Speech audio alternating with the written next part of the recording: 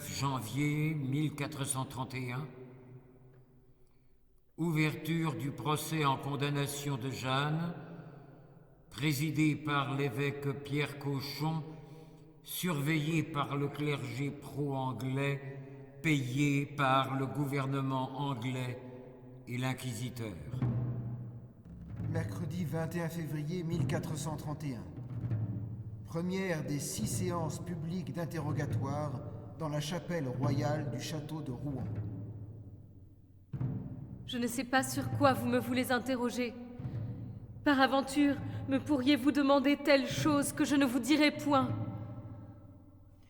Vous jurez de dire vérité sur ce qui vous sera demandé concernant la matière de foi et ce que vous saurez.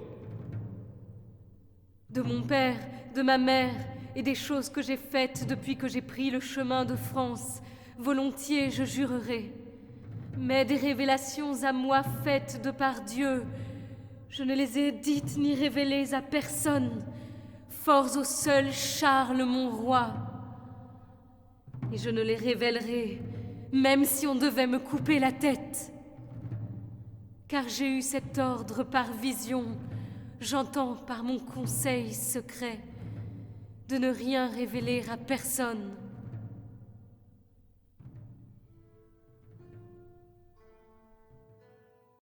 Samedi 10 mars 1431, première séance du procès dans la prison. Il y a l'église triomphante où sont Dieu, les saints, les anges et les âmes sauvées. L'église militante, c'est notre Saint-Père le Pape, vicaire de Dieu en terre, les cardinaux, les prélats de l'Église et le clergé, et tous bons chrétiens et catholiques. Laquelle Église, bien assemblée, ne peut errer et est gouvernée du Saint-Esprit. Voulez-vous vous en rapporter à l'Église militante? C'est à savoir celle qui est ainsi déclarée? Je suis venu au roi de France de par Dieu, de par la Vierge Marie et de tous les Benoît saints et saintes de paradis, et de par l'Église victorieuse de là-haut et de leurs commandements. Et à cette Église-là, je soumets tous mes bons faits et tout ce que j'ai fait ou à faire. Dieu est-il les Anglais?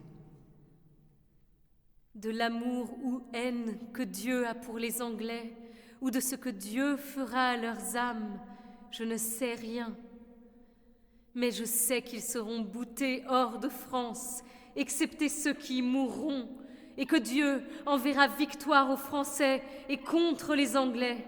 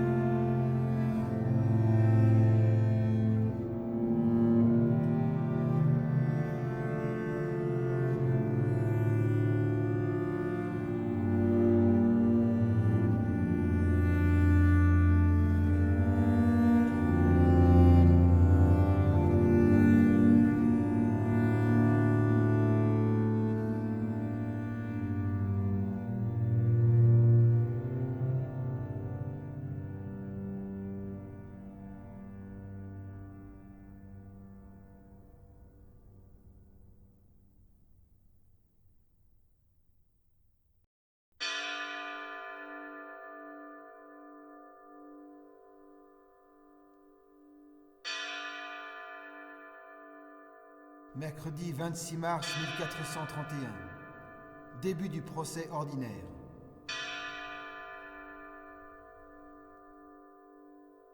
Devant vous, juge compétent, à ces fins que la femme nommée vulgairement Jeanne la Pucelle, trouvée prise détenue dans les bornes de votre territoire, vénérable père, et les limites de votre diocèse de Beauvais, qui vous a été rendu, baillé et restitué comme à son juge ecclésiastique et ordinaire par le très chrétien roi de France et d'Angleterre, notre sire, en qualité de sujette justiciable et corrigible, véhémentement suspecte, scandaleuse et notoirement diffamée auprès des personnes honnêtes et graves, afin que par vous, juge surnommé, elle soit dénoncée et déclarée sorcière,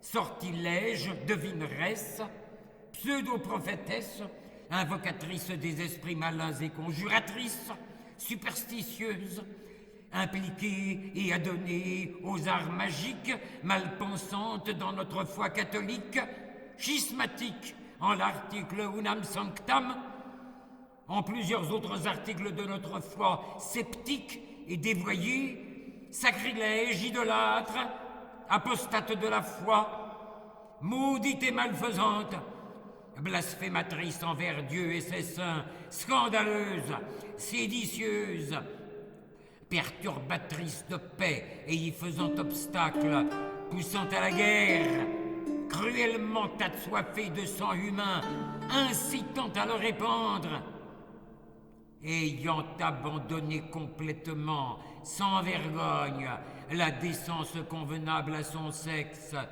et pris sans pudeur un habit difforme et l'état des hommes d'armes.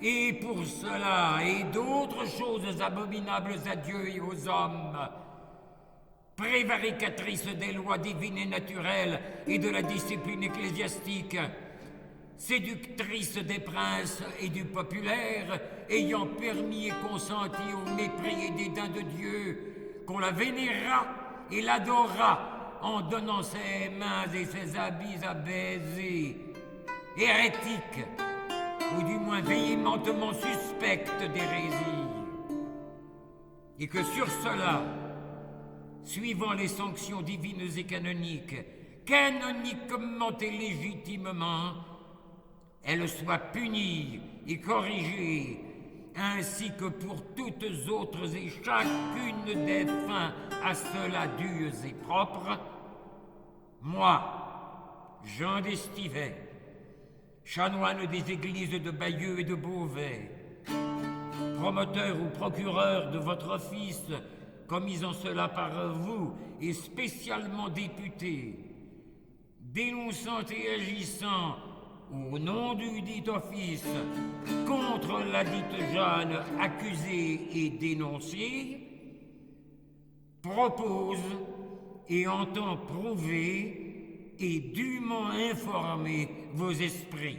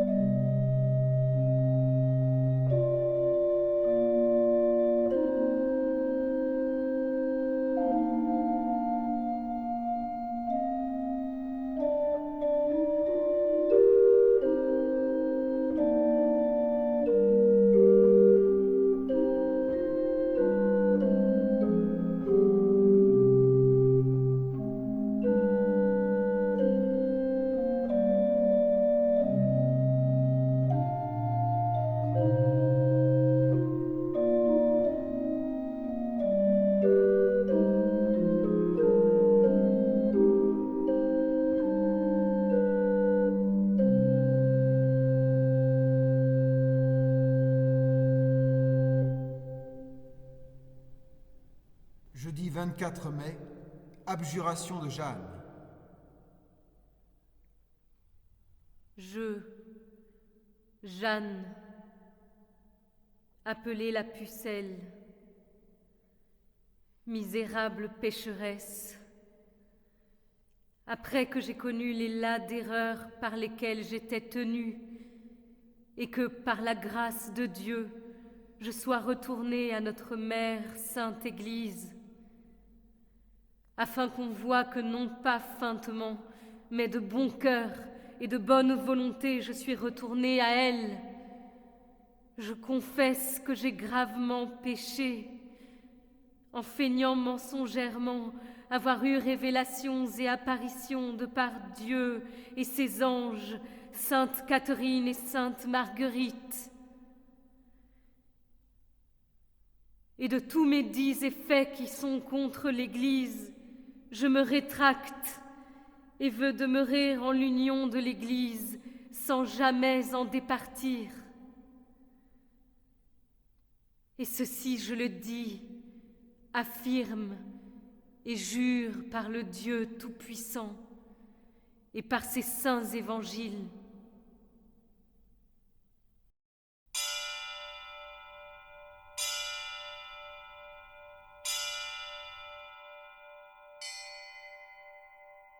Cependant, après avoir été admonesté charitablement à tant de reprises, après une attente si longue, enfin, Dieu aidant, tu revins au giron de notre Sainte Mère l'Église, et comme nous aimons à le croire, d'un cœur contrit et d'une foi non feinte, tu as révoqué à bouche ouverte tes erreurs, alors qu'elles venaient d'être réprouvées dans une prédication publique, et de ta propre bouche, tu les as abjurées de vive voix, ainsi que toute hérésie.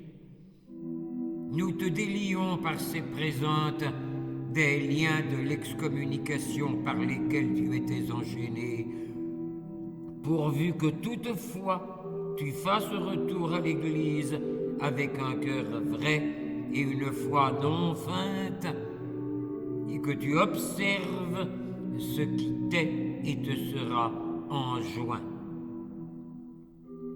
Mais toutefois, parce que tu as délinqué témérairement envers Dieu et Sainte Église, comme on l'a dit plus haut, pour que tu fasses une salutaire pénitence, nous te condamnons finalement et définitivement à la prison perpétuelle, avec pain de douleur et eau de tristesse, afin que tu y pleures tes fautes et que tu n'en commettes plus désormais qui soient à pleurer.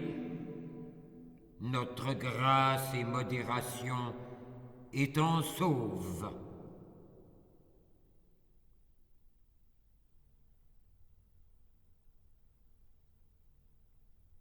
Lundi 28 mai 1431, dans la prison.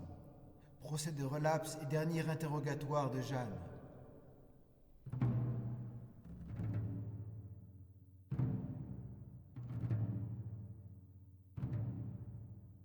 Depuis jeudi dernier, avez-vous ouï les voix de Sainte Catherine et Sainte Marguerite? Oui. Que vous ont-elles dit?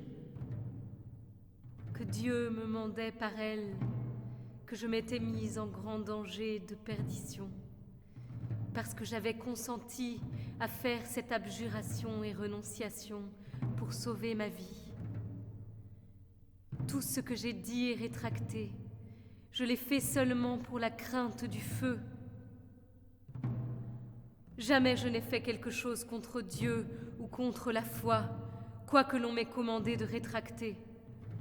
Je n'entends jamais rien rétracter, si ce n'était qu'il plût à Dieu que je le rétracte. Si les juges le veulent, je reprendrai l'habit de femme. Du surplus, je n'en ferai autre chose. Vous êtes donc hérétique obstiné et reçu. Si vous, mes seigneurs de l'Église, m'eussiez mené et gardé en vos prisons, par aventure ne me fût-il pas advenu ainsi?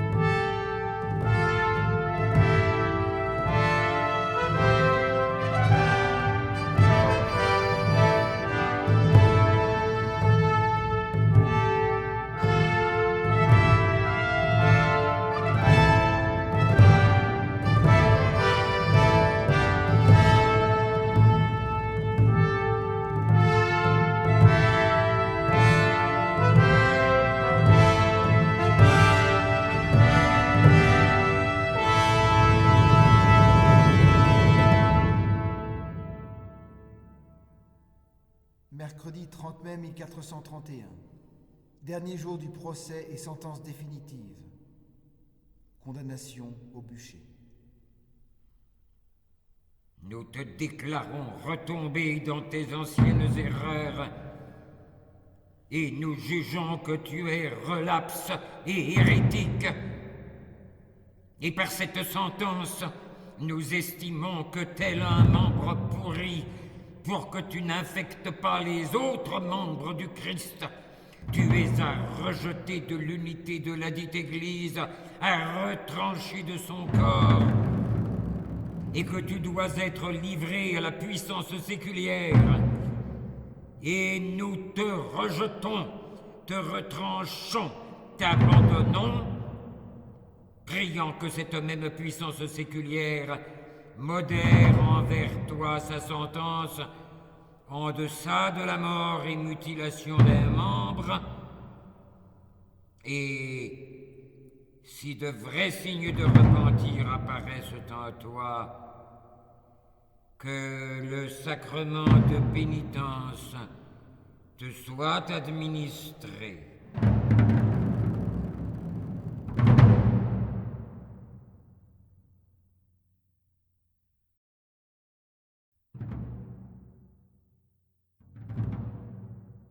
« 30 mai 1431, quand la pucelle fut arse à Rouen, sur la place du Vieux Marché.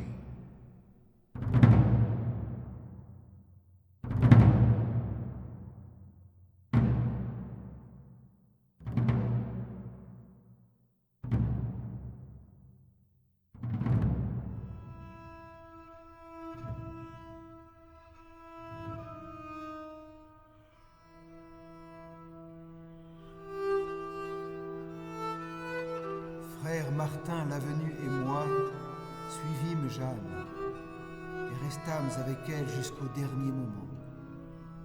Sa fin fut admirable. C'était bien une vraie et bonne chrétienne. Elle m'avait prié de descendre avec la croix une fois le feu allumé et de la lui faire voir toujours. Ainsi je fis. À sa fin, inclinant la tête et rendant l'esprit, Jeanne prononça encore avec force le nom de Jésus. Au milieu des flammes, elle ne s'interrompit pas de confesser à haute voix le saint nom de Jésus. Ainsi signifiait-elle qu'elle était fervente en la foi de Dieu.